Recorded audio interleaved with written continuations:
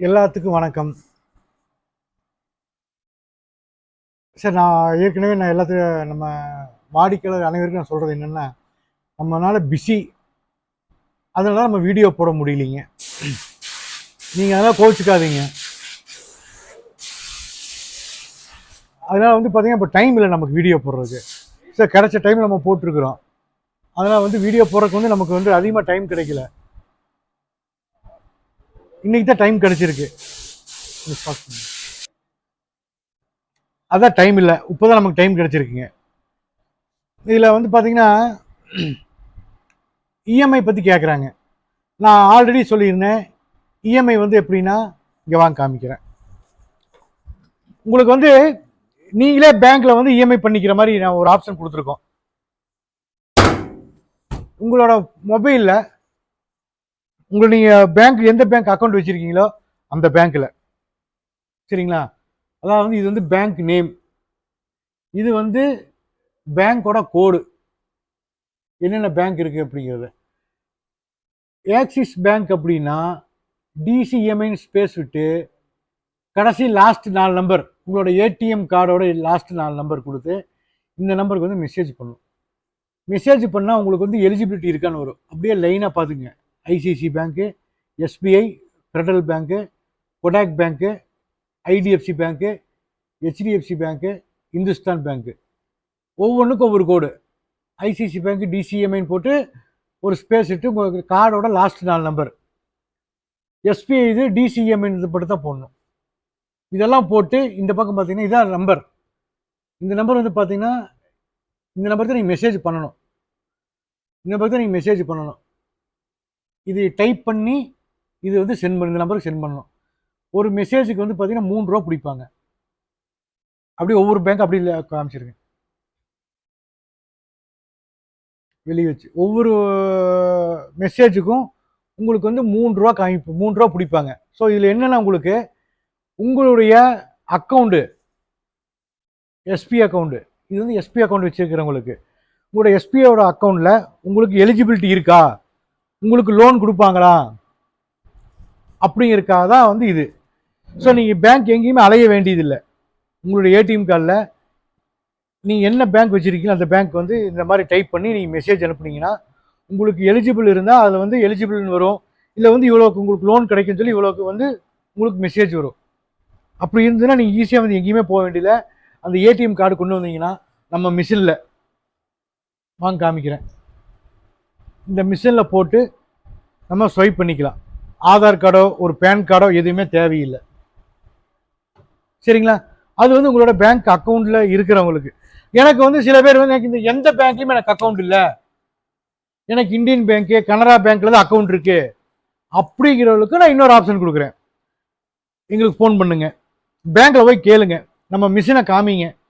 இந்த மிஷின் தான் பாருங்க, இந்த மிஷினை காமிங்க. அதாவது நான் ஆல்ரெடி நம்மளை ஃபாலோ பண்ணிட்டு இருக்கிற கஸ்டமருக்கு தான் நான் பேசிட்டு இருக்கேன். புதுசாக வர்ற கஸ்டமருக்கு நான் சொல்றேன், நாளைக்கு மறுபடியும் ஒரு வீடியோ போடுறேன். புதுசாக வர்ற கஸ்டமர் பாதியிலேருந்து பார்க்கறதுனால இது என்ன வீடியோ சார், இது என்ன மிஷினு, நீ எதை பற்றி பேசுறீங்க அப்படிங்கிற மாதிரி கேட்குறாங்க. ஸோ அவங்களுக்கு பார்த்தீங்கன்னா நான் மறுபடியும் நாளைக்கு ஒரு வீடியோ போடுறேன், நாளைக்கு வீடியோ போடுறேன் தான் சொல்கிறேன். எனக்கு டைம் கிடைக்கிறதுல இருந்தாலும் நான் முயற்சி பண்ணுறேன். ஓகே, நம்ம நம்மளுடைய அறிமுகமான வாடிக்கையாளர் சொல்கிறேன். இங்கே இருக்கிற எந்த பேங்க்லையுமே உங்களுக்கு அக்கௌண்ட் இல்லை அப்படின்னா கனரா பேங்க்கு, இந்தியன் பேங்க்கு, வேற அதர் பேங்க் அந்த மாதிரி எனக்கு அக்கௌண்ட் இருக்கு, நான் எப்படி லோன் வாங்குறது அப்படின்னு நீங்கள் கேட்கலாம். நேராக பேங்க்குக்கு போங்க, மேனேஜர் பாருங்க, இந்த மிஷினை எடுத்து காமிங்க. காமிச்சிட்டு இந்த மிஷினை நான் லோன் போட்டு நான் மிஷின் வாங்குறேன், எனக்கு உங்கள் பேங்க் லோன் கிடைக்க முடியுமான்னு கேளுங்க. ஓகே லோன் தரேன்னு சொன்னாங்கன்னா கொட்டேஷன் கேட்பாங்க.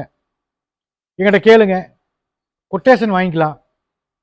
கொட்டேஷனை நீ பேங்க்கில் கொடுங்க.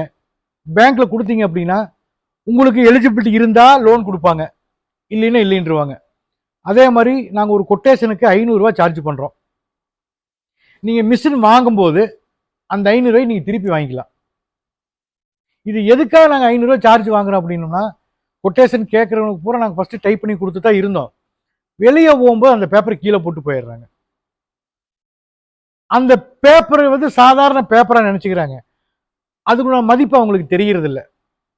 அதனால நாங்கள் என்ன பண்ணுறோம்னா, கொட்டேஷனுக்கு நாங்கள் 500 சார்ஜ் பண்ணுறோம். நீங்கள் மிஷின் வாங்கும்போது அந்த 500 திருப்பி கொடுத்துருவோம். சரிங்களா? இதுதான் நடைமுறை நடந்துட்டு இருக்கிறது. ஓகே, நான் இஎம்ஐ பற்றி சொல்லியாச்சு. வாங்க துணியை பற்றி சொல்கிறேன். நம்ம கஸ்டமர் வந்து துணி கேட்டிருக்காங்க.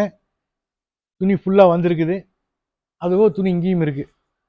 சில பேர் என்ன நினச்சிக்கிறாங்கன்னா, வெளியே மிஷின் வாங்குறவங்களுக்கு நீங்கள் துணி கொடுப்பீங்களான்னு கேட்குறாங்க. ஒரு ஆள் 2 ஆளாக இருந்தால் பரவாயில்லைங்க. ஒரு நாளைக்கு குறைஞ்சது 30 பேர் ஃபோன் பண்ணுறாங்க. நாங்கள் என்ன பண்ணிக்கிறோம்னா, அதுக்குன்னு ஒரு நம்பரை போட்டு யார் யார் கால் பண்ணுறாங்களோ, மற்ற நிறுவனத்துலேருந்து மிஷின் எடுத்தேன், எங்களுக்கு சப்ளை பண்ண மாட்டேங்கிறாங்க, நீங்கள் 1 டன் எடுங்க, நாங்கள் ஒட்டுக்க எடுத்து 700 எடுத்தால் தான் வந்து நாங்கள் டெலிவரி எடுப்போம் அப்படின்னு சில பேர் சொல்கிறாங்களாம்மா. சில பேர் வந்து நாங்களே டிரான்ஸ்போர்ட்டில் வண்டி போகும், நாங்களே கொண்டு வந்து கொடுப்போம், நாங்களே எடுத்துக்கோன்னு சொல்கிறாங்க. ஆனால் வர்றதில்ல. எல்லாமே வந்து நம்பர் 1 ப்ராடாக இருக்குது. அதனால எனக்கு நீங்கள் துணி கொடுங்கன்னு கேட்குறாங்க. நீங்கள் துணி கொடுத்துட்டு நூல் எடுத்துக்கலான்னு கேட்குறாங்க. நான் வந்து ஃபஸ்ட்டு கொடுத்துட்டு தான் இருந்தேன். நான் இப்போ அப்படி பண்ணுறதில்ல.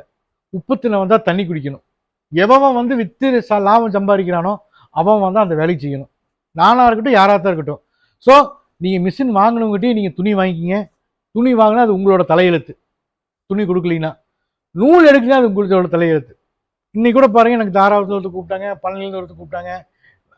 கம்பெனி நான் அந்த நிறுவனத்தை பேரை சொல்ல விரும்பல. அங்கே வந்து நான் மிஷின் எடுத்தேன், எனக்கு துணி கொடுக்கல.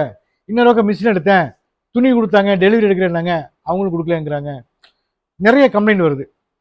நமக்கு அது தேவையே இல்லை. நம்ம வந்து மிஷின் கொடுக்குறோம், கையோட துணி கொடுக்குறோம், எல்லாமே கொடுக்குறோம். துணி கொண்டு வந்து துணியை பிரித்து அந்த நூலாக வந்தோடனே ஸ்பாட் பேமெண்ட் கொடுக்குறோம். உடனே பேமெண்ட்டு. இன்னைக்கு நாளைக்கு நாளான்னைக்கெல்லாம் கிடையாது. டிரான்ஸ்போர்ட்டில் புக் பண்ணி விட்டால் ஒரு நாள் லேட் ஆகும். இன்னைக்கு என் கைக்கு வருது அப்படின்னா, இது எது டிரான்ஸ்போர்ட்டில் வந்தது ஏனுங்க பாரு, இதெல்லாம் டிரான்ஸ்போர்ட்டில் வந்தது. இது வந்து நாங்கள் நாளைக்கு தான் செக் பண்ணுவோம். நாளைக்கு செக் பண்ணும்போது நாளைக்கு ஈவினிங் பேமெண்ட் போட்டுருவோம். நேரில் கொண்டு வரவங்களுக்கு அப்பயே உட்கார வச்சு இந்த மாதிரி க்ளீன் பண்ணி பாருங்க, நம்ம பசங்க பண்ணுறாங்க. இதில் வந்து பார்த்தீங்கன்னா ஒருத்தன் பண்ணுறான், ஒருத்தன் பண்ணுறதே சரியில்லை. அதனால் பார்த்துக்குங்க. இந்த மாதிரி க்ளீன் பண்ணுவோம், க்ளீன் பண்ணி எடுத்து போடுவோம். சரிங்களா? இதில் லேட்டெல்லாம் ஆகிற டைம் இல்லை. லேட்டானால் ஒருத்தனால தான் லேட் ஆகும், மற்றவங்களாம் கரெக்டாக வேலை பார்த்துருவாங்க. அதனால் நீ கொஞ்சம் கரெக்டாக பாரு. சரியா? லேட் பண்ணாத. 7 தடவை பாத்ரூம் போகாத. அதான் பிரச்சனை. மற்றபடி எங்கள் பசங்களை பற்றி பிரச்சனை இல்லை. நீ என்ன பழைய ஆள் எங்கேன்னு கேட்பீங்க. பழைய ஆளுக்கு என்ன அவனுக்கு என்ன ஆச்சு? பிகாஸ் மாந்தோஸுக்கு ஆப்ரேஷன் பண்ணிக்கனால வந்து பசங்க ஊருக்கு போயிருக்கான். அதுலேயும் ஒருத்தன் ஃபோன் பண்ணா வரேன்னு, வேணாம் ஆள் செட் ஆயிடுச்சு போதும், இந்த மாதிரி நல்லா பண்ணுறாங்க, இன்னும் சும்மா சும்மா பாத்ரூம் தான் போயிட்டு இருக்காங்க, ஒரு மாதிரி 3 டைம் போகிறாங்கன்னு சொல்லியிருக்கேன். அவன் கரெக்ட் பண்ணிக்குவான்னு நினைக்கிறேன். இது மழை காலம் அப்படிங்கிறனால போகிறாங்கன்னா அப்படிங்கிறான். ஓகே, அது ஒன்றும் பிரச்சனை இல்லை, கரெக்ட் ஆகிக்குவான். சரி, ஓகே. அதுதான் லேட் ஆகும், ஒரு அரை மணி நேரம் வரும், முன்ன பின்ன லேட்டாக இதான் சீக்கிரமே டெலிவரி பண்ணி கைக்கு கோரி கொடுத்துருவோம். ஸோ அதனால் நோ ப்ராப்ளம் அதனால் உங்களுக்கு. சரிங்களா? சரி, ஓகே. இவ்வளோதான் இஎம்ஐ பற்றி சொல்லிட்டேன். நம்ம மிஷினும் இன்னைக்கு நீங்கள் பேமெண்ட் பண்ணால் உடனே மிஷின் கொடுத்துருவோம், மெட்டீரியல் கொடுத்துருவோம், இல்லை ஒரே நாள் ஸ்பாட் டெலிவரி கொடுத்துருவோம். ஓகேங்களா?